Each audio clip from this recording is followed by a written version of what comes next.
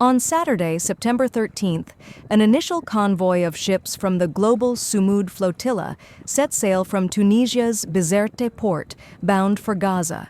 This marked the beginning of an ambitious international mission aimed at breaking Israel's blockade and delivering vital humanitarian aid to the besieged enclave. The flotilla consists of at least 40 vessels carrying between 500 and 700 activists representing more than 40 countries.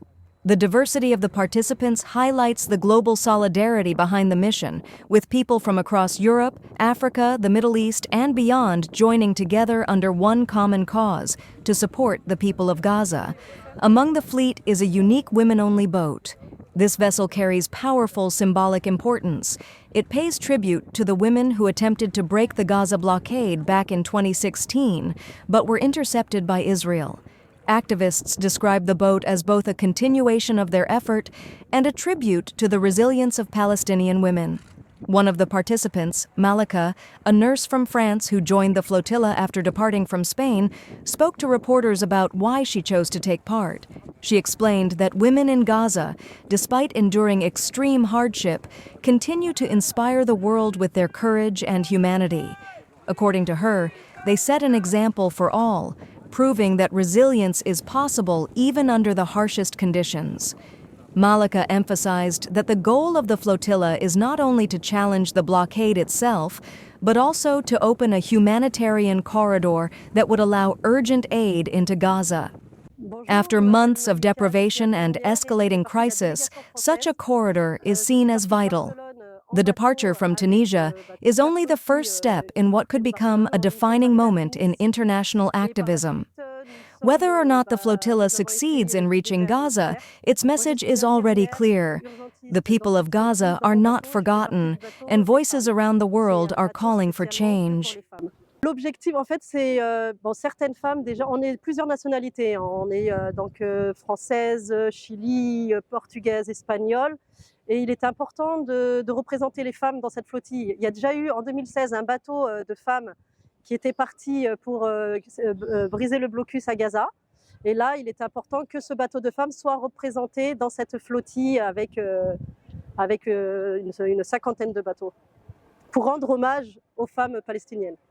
Notre but principal, c'est de briser le blocus à Gaza et de créer un couloir humanitaire. Donc, ce qu'on espère, c'est de créer un couloir humanitaire, car comme vous savez, il y a un embargo et aucune aide humanitaire rentre depuis des mois, voire des années à Gaza. Donc, il est très important que ce changement, avec notre flottille, devant l'inefficacité des gouvernements, de créer ce couloir humanitaire. Donc, on espère que cela se fera. Alors, il faut savoir que nous ne nous connaissons pas. On est de toutes origines différentes, de tout pays différents, que ce soit de l'Amérique du Sud, l'Europe, l'Asie de l'Est. Nous sommes là pour la même cause. Donc, finalement, Gaza nous aide à être solidaires entre nous, même si on ne se connaît pas. Donc, on monte dans ce bateau sans se connaître. Et puis, naturellement, on a tous ce lien avec nous et voilà, donc ça fonctionne bien. Eh bien, comme je disais à votre collègue, c'est justement par rapport à l'image que la femme représente dans les combats, parce la femme elle représente la force et la détermination, en rapport aussi en hommage avec les femmes palestiniennes, et puis pour rendre hommage aussi au bateau de 2016 des femmes qui a été intercepté par Tsahal. Alors, je les remercierai parce qu'elles nous ont tout apporté. Elles nous ont donné une belle leçon d'humanité. Les femmes de Gaza, avec aucun moyen, tiennent debout et elles nous donnent un exemple et une guidance. Et on les remercie énormément parce qu'elles nous apportent beaucoup. Nous, on ne leur apporte rien du tout. C'est elles qui nous donnent une leçon d'humanité. Donc, j'aimerais rajouter que ce bateau de femmes, c'est vraiment quelque chose d'exceptionnel dans la flottille.